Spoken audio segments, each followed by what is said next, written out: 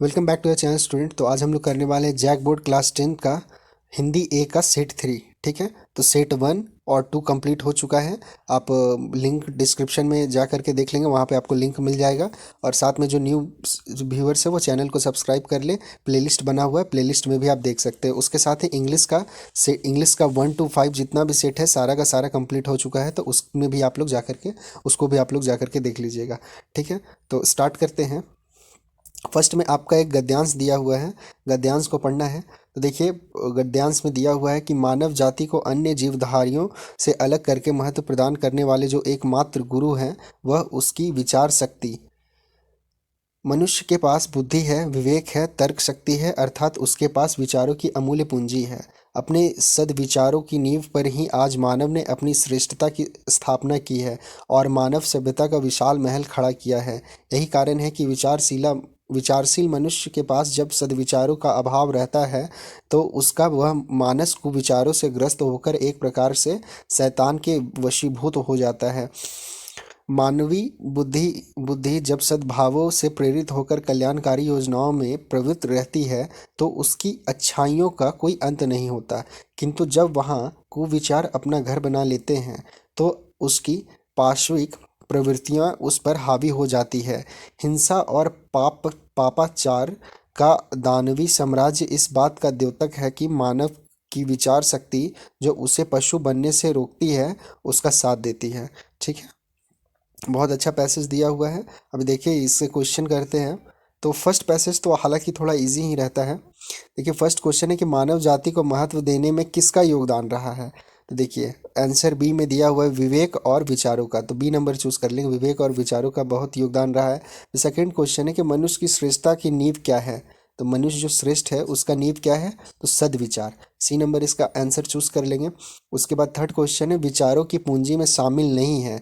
विचारों की पूंजी में शामिल नहीं है, तो देखिए आप तर्क शामिल नहीं है, बुद्धि शामिल नहीं है, विवेक शामिल नहीं है। हम मिस्टेक हो रहा है। तर्क शामिल है, बुद्धि शामिल है, विवेक शामिल शामिल है। क्या शामिल नहीं है, तो उत्साह शामिल नहीं है। तो मतलब यहाँ पे 33 का आपका जो मतलब 3 नंबर क्वेश्चन का आंसर जो है वो ए नंबर हो जाएगा। ए नंबर चूज कर लीजिएगा, उत्साह। ठीक है, उसके बाद क्वेश्चन 4 है कि मानव में पाशविक प्रवृत्तियाँ क्यों जागृत होती हैं। उसका आंसर सी लिख लीजिएगा, कुविचारों के कारण।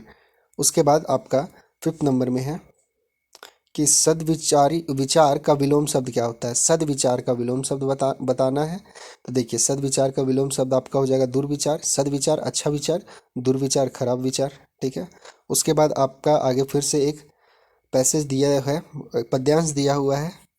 पद्यांश को पढ़कर क्वेश्चन आंसर करना है। देखिए लिखा हुआ है कि तिनका तिनका लाकर चिड़िया रचती है आवास नया, इसी तरह से रच जाता है सृजन का आकाश नया। मानव और दानव में यूं तो भेद नजर नहीं आता आएगा, एक पोंछता बहता आंसू जो भर कर एक रुलाएगा, जी भर कर एक रुलाएगा। रचने से ही आ पाता है जीवन में विश्वास नया, कुछ तो इस धरती पर केवल खून बहाने आते हैं, आग बिछाते हैं राहों में फिर खुद ही जल जाते हैं।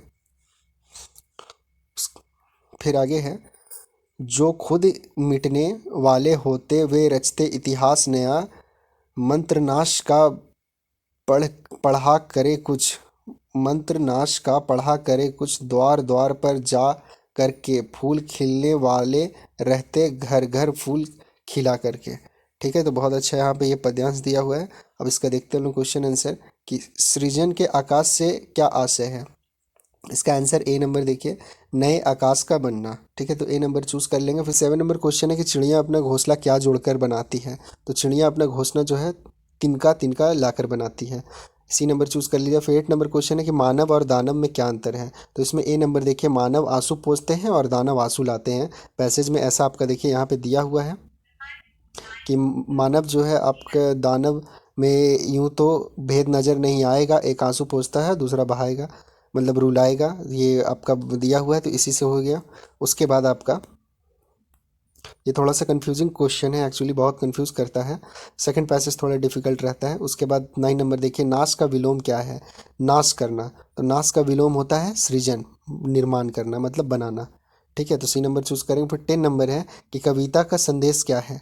इस कविता जो हम पढ़ें इसका संदेश क्या है। तो इस कविता संदेश देखिए डी नंबर में, खुद मिटकर भी दूसरे का भला करना चाहिए, कविता के अंत में दिया हुआ भी है, तो इसका डी नंबर हो जाएगा। उसके बाद आगे देखिए 11 नंबर जो है व्याकरण से है कि चिड़िया आसमान में उड़ती है, इस वाक्य में कौन सी क्रिया है, सकर्मक क्रिया या कर्मक क्रिया के बारे में बताना है। तो देखिए इसका क्लियरली आपका ए नंबर आंसर हो जाएगा, सकर्मक क्रिया। ठीक है, चिड़िया कहाँ, आसमान में उड़ती है। उसके बाद आपका 12 नंबर क्वेश्चन है कि जिस वाक्य में कर्ता और क्रिया उपस्थित होते हैं किंतु कर्म ना हो, वह कौन सी क्रिया होती है। तो देखिए ये तो आपका एकदम ये भी क्लियर है कि यहाँ पे अकर्मक क्रिया हो जाएगा, तो ए नंबर इसका भी चूज कर लीजिएगा। उसके बाद 13 नंबर क्वेश्चन है कि उत्तर का अनेकार्थी शब्द नहीं है, ध्यान देंगे नहीं है, कंफ्यूज नहीं करना है, यहाँ पे नहीं है लिखा हुआ है। तो उत्तर का मतलब जवाब भी होता है, उत्तर का मतलब बाद का भी, और उत्तर का मतलब उत्तर दिशा भी। तो दक्षिण दिशा नहीं होता है, तो बस डी नंबर इसका आंसर चूज कर लीजिएगा, दक्षिण दिशा। थोड़ा सा क्वेश्चन बार बार कंफ्यूज करेगा, ये ध्यान दीजिएगा। क्वेश्चन नंबर 14 है कि रात ही रात में विग्रह का समस्त पद क्या होगा। रात ही रात में, ये जो समास विग्रह है उसका समस्त पद बताना है। तो देखिए ए नंबर रातों रात, तो ए नंबर इसका आंसर हो जाएगा। उसके बाद 15 नंबर क्वेश्चन है कि जिस समास में पहला पद अव्यय और प्रधान होता है वहाँ कौन सा समास होगा, मतलब वह कौन सा समास होगा, थोड़ा सा मिस है। ठीक है, तो आपको बताना है। तो इसमें ए नंबर देखिए पहला पद अव्यय बोला है, अव्यय और प्रधान भी होता है, अव्ययी भाव समास हो जाएगा। 15 का ए नंबर चूज कर लीजिएगा। उसके बाद 16 नंबर देखिए कि मिश्र वाक्य में एक प्रधान उपवाक्य और शेष कौन सा उपवाक्य होता है। तो इसका आंसर आप देखिए लिख लीजिएगा बी नंबर, आश्रित उपवाक्य। ठीक है, एक प्रधान होता है और दूसरा आश्रित उपवाक्य होता है, बी नंबर हो जाएगा। फिर 17 है कि राजा का महल, राजमहल कौन सा समास है। तो ये आपका हो जाएगा तत्पुरुष समास। ठीक है, तो तत्पुरुष समास इसका चूज कर लीजिएगा। उसके बाद 80 नंबर क्वेश्चन है कि निम्न में से किस वाक्य में समुच्चय बोधक शब्द का प्रयोग हुआ है। इस जो वाक्य दिया हुआ है इसमें से किसमें समुच्चय बोधक शब्द का प्रयोग हुआ है। तो ए नंबर देखिए मोहन और सोहन की घनिष्ठ मित्र है। ठीक है, मोहन और सोहन घनिष्ठ मित्र है। तो समुच्चय बोधक शब्द जो होता है देखिए यहाँ पे और जो है ये आपका समुच्चय बोधक शब्द है। ठीक है, तो इसका यहाँ पे आप ये लिख लीजिएगा 18 का ए नंबर। 19 में देखिए बच्चे गीत गा रहे हैं, इस वाक्य में कौन सा वाच्य है। तो वाच्य बताना है आपको, तो इसमें कर्तृवाच्य। ठीक है, कर्तृवाच्य कर लीजिएगा ए नंबर। उसके बाद 20 नंबर क्वेश्चन है कि मजदूरों के द्वारा पेड़ काटा जा रहा है, वाच्य का कौन सा भेद है। ठीक है, तो मतलब जो कार्य किया जा रहा है उसका फल जो पड़ रहा है वो पेड़ पे पड़ रहा है, तो इसमें आपका जो हो जाएगा कर्मवाच्य हो जाएगा। ठीक है, ये कर्ता पे ना पढ़ करके क्रिया पे पढ़ रहा है, तो कर्मवाच्य हो जाएगा। उसके बाद आप देखिए, अच्छा ये यहाँ भी थोड़ा सा मिस्टेक है, मिसप्रिंट हो जाता है। यहाँ 21 से आपका 24 तक का क्वेश्चन पद्यांश से गद्यांश से पढ़ करके बताना है। देखिए आपका है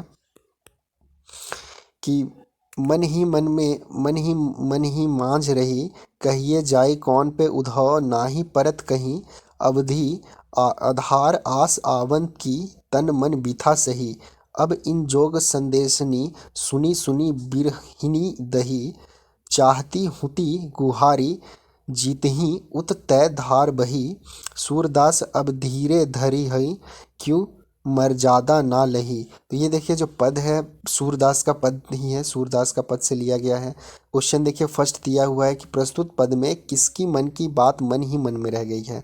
तो देखिए यहाँ ये जो पंक्ति कही है, ये जो लाइन वो है गोपियाँ कह रही है।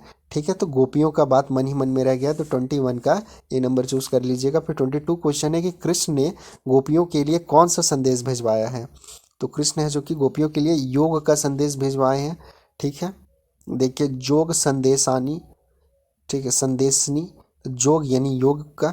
उसके बाद 23 नंबर है कि कृष्ण के संदेश को सुनकर गोपी की स्थिति कैसी हो गई है।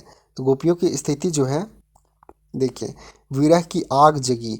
ठीक है, तो विरह में कह सकते हैं आप इसको, विरह मतलब वही गम का, इन लोगों के अंदर वो फीलिंग आ गया है। उसके बाद 24 क्वेश्चन है कि गोपियों के अनुसार कृष्ण ने कौन सी मर्यादा का उल्लंघन किया है। तो कृष्ण ने कौन सी मर्यादा का उल्लंघन किया है गोपियों के अनुसार। तो देखिए सी नंबर प्रेम की। ठीक है, तो सी नंबर चूज कीजिएगा। उसके बाद आगे देखते हैं उत्साह कविता किन अर्थों की ओर संकेत करती है। तो देखिए एक चीज़ बता देते हैं, जो भी वीडियो को देख रहे हैं कॉपी पेन जरूर रखें। कॉपी क्वेश्चन में कम क्वेश्चन आंसर को नोट करते जाएंगे तो बहुत अच्छा रहेगा, याद रहेगा आपको। अगर आप एक बार नोट करते वीडियो देखते देखते तो एक बार में पूरा याद हो ही जाएगा। और पांचों मॉडल सेट कर लीजिए, बहुत अच्छा रहेगा। एग्जाम में ज़्यादातर क्वेश्चन में भी इसी से रहेगा, तो आप पांचों को अटेम्प्ट करते हैं, पांचों कंप्लीट देख लेते हैं, मॉडल सेट कर लेते हैं, तो एग्जाम के लिए बहुत अच्छा तैयारी हो जाएगा। तो देखिए 25 नंबर क्वेश्चन का जो आपका आंसर हो जाएगा वो बी नंबर हो जाएगा, ललित कल्पना क्रांति चेतन के साथ नव निर्माण नव संचार की ओर। ठीक है, उसका 26 नंबर क्वेश्चन है कि जलजात का अर्थ क्या होता है। जलजात यानी जल से, तो जलजात का अर्थ हो जाएगा कमल का फूल। बी नंबर चूज कर लीजिएगा। फिर 27, नागा अर्जुन ने फसल के लिए किन आवश्यक तत्वों की चर्चा की है। तो नागार्जुन का जो आपका कविता है फसल, वो फसल में कविता से ही क्वेश्चन है आपका कि किन किन आवश्यक तत्वों की चर्चा की है नागार्जुन ने। तो देखिए ऑप्शन दिया हुआ है कि नदियों का पानी, ठीक है, नदियों का पानी, किसानों की मेहनत, मिट्टी के गुणधर्म और सूर्य की किरणें, या उपर्युक्त सभी। तो यहाँ डी नंबर चूज कर लेंगे, उपर्युक्त सभी। उसके बाद 28 नंबर क्वेश्चन है कि कितने साल तक हालदार साहब काम के सिलसिले में उस कस्बे से गुजरते रहे। तो कितने साल तक, तो इसका आंसर ए हो जाएगा 2 साल तक। उसके बाद आगे आइए देखते हैं, फिर एक पैसेज दिया हुआ है, एक गद्यांश है। गद्यांश को पढ़ करके क्वेश्चन आंसर देना है। यहाँ देखिए बार बार यहाँ मिसप्रिंट इसमें कुछ ज़्यादा ही हो गया है, तो उससे आप लोगों को कोई टेंशन नहीं लेना है। 32 to 29 किया हुआ है, यहाँ 29 to 32 होता है। ठीक है, कोई दिक्कत नहीं है, मिसप्रिंट हो जाता है कभी कभी।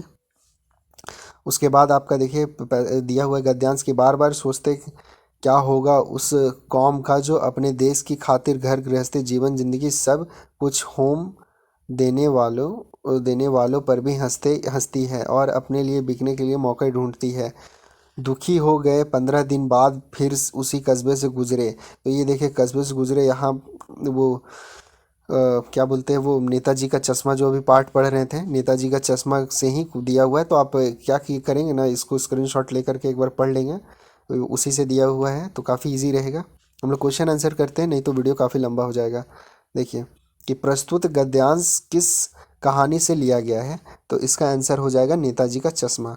उसके बाद हालदार साहब कितने दिनों के बाद कस्बे से गुजर रहे थे। तो देखिए 15 दिनों बाद हालदार साहब गुजर रहे थे, तो डी नंबर चूज कीजिएगा। उसके बाद 31, कस्बे के चौराहे पर किसकी प्रतिमा लगी हुई थी। तो देखिए ए नंबर इसका आंसर हो जाएगा नेताजी सुभाष चंद्र बोस की। उसका 32 नंबर क्वेश्चन है कि हालदार साहब को क्यों लगा कि अब मूर्ति पर चश्मा नहीं होगा, ऐसा क्या हो गया था। तो देखिए बी नंबर ऑप्शन जो है, कैप्टन मर गया, यही आंसर है। ठीक है, जो कैप्टन था वही चश्मा बदलता था, लेकिन इस बार कैप्टन मर गया तो अब चश्मा कौन बदलेगा। 33 में देखिए फिर से आपका एक आगे ये है आपका बाल गोविंद भगत का क्वेश्चन दिया हुआ है। बाल गोविंद भगत ने बेटे के क्रियाक्रम में किस से आग दिलवाई थी। तो देखिए इसका आंसर सी हो जाएगा पुतोहू से। तो ये थोड़े बाल गोविंद भगत जो थे वो मॉडर्न थिंकिंग के थे, नया विचार के थे। 34 नंबर क्वेश्चन है कि बाल गोविंद भगत पाठ के आधार पर बताइए कि श्रम बिंदु का क्या अर्थ है। श्रम बिंदु, तो देखिए उसका अर्थ होता है पसीना। जब भी कोई आदमी मेहनत करता है तो मेहनत करने पे उस पे चेहरे पे थोड़ा थोड़ा जैसे कि पसीना का बूंद आ जाता है, उसी को श्रम बिंदु कहा गया है यहाँ पे। उसके बाद तेरी गठरी में लागा चोर मुसाफिर जाग जरा पंक्ति किस कहानी से ली गई है। तो ये जो पंक्ति है वो आपका बाल गोविंद भगत से लिया गया है, क्योंकि ये जो पंक्ति है ये बाल गोविंद भगत ही कहे थे। उसका 36 नंबर क्वेश्चन है कि बाल गोविंद भगत की संगीत साधना का चरम उत्कर्ष कब दिखाई देता है। कब दिखाया गया था, तो जब उनका इकलौता बेटा मर गया था तब। ठीक है, तो बी नंबर इसका आप आंसर चूज कर लीजिए। उसके बाद 36 के बाद आपका आगे एक फिर एक गद्यांश दिया हुआ है, यहाँ पर भी वही मिसप्रिंट हुआ है, कोई दिक्कत नहीं है। 37 to 40 कर लेते हैं कि झटपट हल्दी पीसकर हमारे घाव पर थोपी गई, घर में कोहराम मच गया, हम केवल धीमे सुर से सा कहते हुए मैया के आंचल में लुके चले जाते थे। सारा शरीर थर थर काँप रहा था, रोंगटे खड़े हो गए थे, हम आंखें खोलना चाहते थे पर खुलती ना थी। हमारे कांपते हुए ओठों को मैया बार बार निहार कर रोती और बड़े लाड से हमें गले लगा लेती थी। इसी समय बाबूजी दौड़े आए, आकर झट से हमें मैया की गोद से अपने गोद में लेने लगे, पर हमने मैया के आंचल की प्रेम और शांति के चंदोवे की छाया न छोड़ी। देखिए ये माता का आंचल का लिया हुआ है, पूरक पुस्तक से है। आपका देखिए क्वेश्चन दिया हुआ है कि प्रस्तुत अंश किस कहानी से ली गई है, तो ए नंबर चूज करेंगे, माता का आंचल। उसके बाद 38 नंबर क्वेश्चन है कि लेखक की माँ ने लेखक के घाव पर क्या पीस कर लगाया, तो आपने पढ़ा हल्दी पीस करके लगाया 38। ठीक है, 38 का एक बार जरा चेक कर लेते हैं, हल्दी ही है। क्या पीस करके लगाती है उनकी माँ धीमे से, हल्दी पीसकर, हाँ ठीक है, फर्स्ट में ही हल्दी दिया हुआ है, हल्दी पीसकर। उसके बाद लेखक डर कर कहाँ छिप रहे थे, तो लेखक कहाँ छिप जाते थे, तो मैया के आंचल में, ठीक है, माँ के आंचल में। उसके बाद 40 नंबर है कि माता के आंचल में लेखक को क्या मिला, ठीक है, तो क्या मिला, तो प्रेम और शांति मिलता है। तो आपका जो है हिंदी का सेट 3 ये आपका कंप्लीट हो गया है। और वीडियो अच्छा लगा तो प्लीज़ वीडियो को लाइक ज़रूर करें, और साथ ही न्यू हैं तो आप लोग चैनल को सब्सक्राइब करें। और उसके साथ ही एक चीज़ और, जो ये है, आप लोग कम से कम कुछ फ्रेंड लोगों को वीडियो को शेयर करें, जैसा कि मैंने पहले ही बताया कि शेयर करेंगे तो उन लोगों को भी थोड़ा हेल्प मिल जाएगा, और हमको बहुत अच्छा लगेगा कि किसी को अगर हेल्प मिल पा रहा है। ठीक है, तो फिर हम लोग मिलते हैं नेक्स्ट वीडियो में, तब तक के लिए बाय एंड टेक केयर।